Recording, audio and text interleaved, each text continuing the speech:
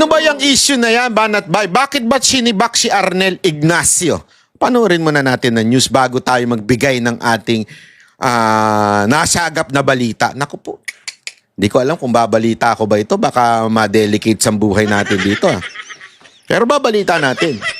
Dahil si Banat, babanatan ng lahat. Idiniin ni dating OWA Administrator Arnel Ignacio na dumaan sa tamang proseso ang pagbili ng lupa na nagkakahalaga ng mahigit 1 bilyong piso para sa itatayong halfway house ng OWA. Wala umano siyang kinita sa transaksyon. Nakatutok si Mariz Umali. Humarap sa media sa unang pagkakataon si dating OWA Administrator Arnel Ignacio mula nang sibakin sa kanyang pwesto para magpaliwanag ukol sa aligasyon kaugnay ng hindi umano otorisadong pagbili sa lupa sa halagang 1.4 billion pesos. Ayon kay Ignacio, dumaan daw ang transaksyon sa tamang proseso. Ito po ay dinala namin sa board. Dinala namin sa board bilang report ng OWA at binusisi ng ilang technical working group na binuo rin po ng aming chairman na si Chairman Secretary Hans Kakdak na kaibigan ko. Nako. Bakit kanya sinasabing hindi daw dumaan? Mamaya may kwento ko sa inyo. Hindi ko nga alam mo, iniisip ko ngayon kung ikikwento ko eh. Tandaan ninyo, dati si Mocha dyan. Kaya alam ko mga baho na mga putang ina dyan. Hindi ko na nasasabihin ko sino. Pero alam ko, yung baho ng mga animal dyan sa loob ng OWA. Maniwala kayo sa akin, amoy namin yan. Buti na lang talaga, si Pangulong Duterte matindi ang tiwala kay Mocha. Buti na lang talaga, basta, ituloy mo muna, Arnel. Walang nakitang iniliban na hakbang. Lahat ng mga requirements sinunod at sinabing maayos ang aming pagkakasunod sa RA 10752. So, ito po ang kaya ho ako gulat na tinawag itong anomalous deal. Ang biniling lupang may lawak na 6,499 square meters malapit sa NAIA Terminal 1, inilalaan para sa itatayong halfway house ng OWA. Mariin niyang itinanggi ang mga akusasyong may kinita siya sa transaksyon. Napakabigat. Pagkatapos napakaraming aligasyon sa akin. Saan ang galing? Sa isang papel na walang nakapirma, na ang dami-daming sinabi na kinita ko, hindi, pati nga yung numero hindi na nga magkasundo kung magkano. Wala po akong kinita dito. Nilinaw din ni Ignacio na Land Bank ang nagtakda ng halaga ng lupa at ito rin ang sinunod ng OWA sa pagbabayad. As our government financial institution, it's the Land Bank who assessed the value and it is exactly the amount. Nagigets ninyo? Hindi involved si Arnel. Land Bank ang nag-assess nung sinasabing binili nito. So kung Land Bank ang nag-assess, bakit ang bintang na kay Arnel? Nagigets ninyo? Sila ang nagsabi, oh, ito, tama itong amount. Tapos, based na rin sa kwento ni Arnel, inapruban naman pala ng board eh. Bakit sinasabi, hindi daw inapruban? Kasi nga, may kwento ko. Pero tapusin na natin tong balita para may kwento ko na. Overpaid. At sana naman lang, binigyan ako ng pagkakataong makakausap. Nagulat na nga lang po ako na isang araw pinatawag ako na ako ay papalitan. So, yun po ang nangyari dito. Hindi ko po ito itinago sa ito pong ganitong kagandang transaksyon. Bakit namin itatago ito? Sa ngayon, wala pang tiyak na sagot si Ignacio kung ano ang susunod nilang magiging hakbang. Pero umaasa siya na magagamit pa rin ang pasilidad ng mga itinakdang benepisyaryo nito. Para sa GMA... Ayan. O ito, kikwento ko na. Malupit na malupit to. Walang kukurap. Alam mo kung bakit ako naniniwala kay Arnel Ignacio? Because it happened also during the time nung nandun si Mocha bilang Deputy Administrator ng OWA. It's a good thing dahil Duterte trusted Mocha so much. Nagkaroon din ng issue dyan nung panahon na yan. As a matter of fact, yung isang kasamahan ni Mocha, hindi ko na lang babanggitin ng pangalan, namatay dahil sa stress na dinulot ng putang inang OWA. Ganun katindi. Bakit? Etong tao na ito, nakasama ni Mocha, ay also appointed by PRRD. And yet, kung ano-anong inimbentong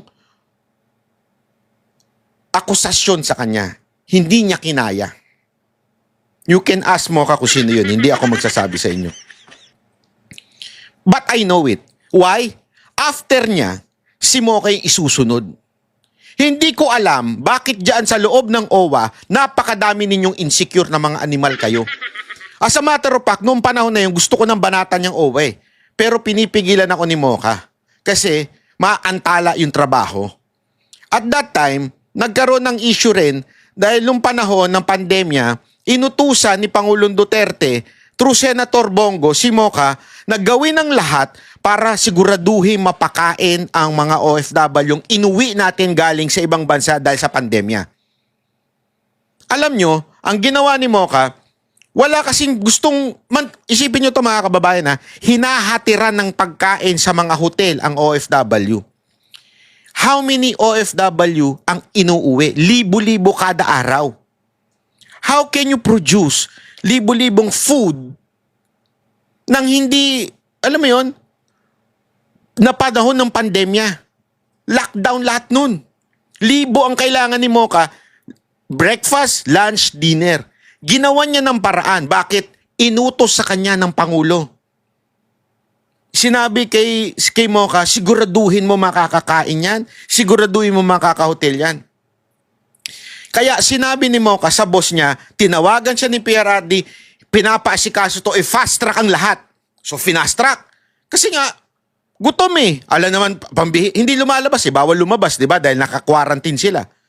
Alam naman, biding, bla bla bla. Gutom. So, umorder sila sa isang, parang ang tawag doon, yung nagke-cater. Tapos kini-question siya. Sandali, hindi naman dumadaan sa kanya yung bayad eh. Diretso doon sa caterer ang kumukuha ng bayad doon sa OWA. Ang bad trip pa nga, hindi pa on time. Nagpapaluwal pa ngayon yung catering. Buti na lang yung catering, may tiwala kay Mocha.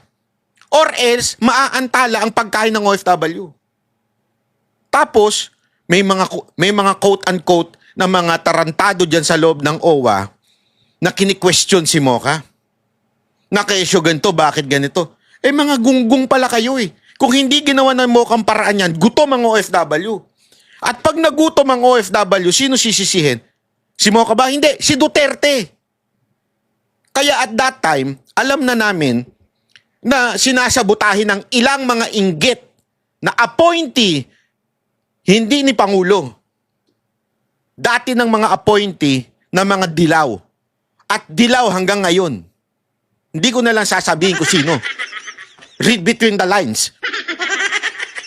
Hanggang ngayon, salot pa rin yan. Siya ang may dahilan kung bakit na ganyan si Arnel. Sinilipan. Bakit? Ito ang kwentong nasagap ko. Based doon kay Mocha, ngayon ito kay Arnel. Ang nasagap ko kasing balita.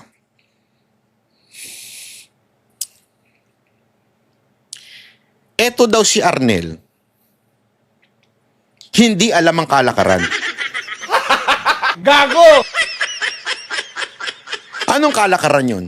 Sa bawat proyekto, kailangan merong bahagi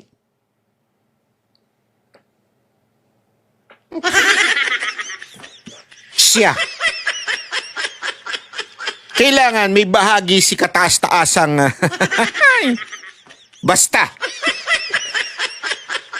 sa bawat proyekto. As a matter of fact, related nga daw yan doon sa pagsibak ng, hindi pagsibak, courtesy resignation. Yung mga hindi napapakinabangan yan, ay tatanggalin o kaya ililipat. Sa madaling salita, yung mga quote-unquote tuwid o ayaw hindi mapakinabangan, ililipat. Ganyan daw ang kwento lang sa akin ito sa panaginip ko. Nanaginip kasi ako Kala niyo si Jay lang na naginip Nanaginip ako. Kinwento sa akin ng isang anghel. Hindi pala anghel. Wag naman anghel. Wag mo idamay yung mga anghel. Animal ka. Kinwento sa akin ng isang ibong. Ibong tralala. Na nagtaka kasi sila. Ang laki nung budget. Hindi man lang sila nakinabang. Ang laki daw ng budget na naisara, naayos ni Arnel at hindi sila nakinabang.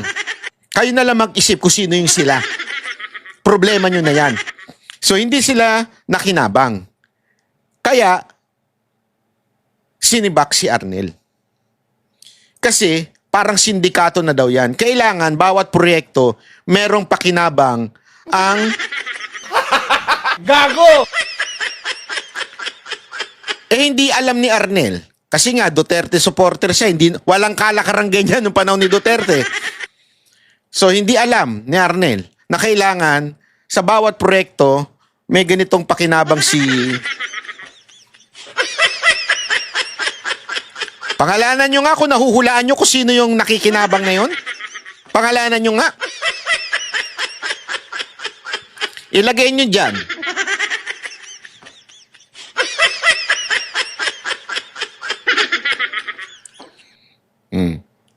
Ganun daw. Kaya po, sinibak si Arnel.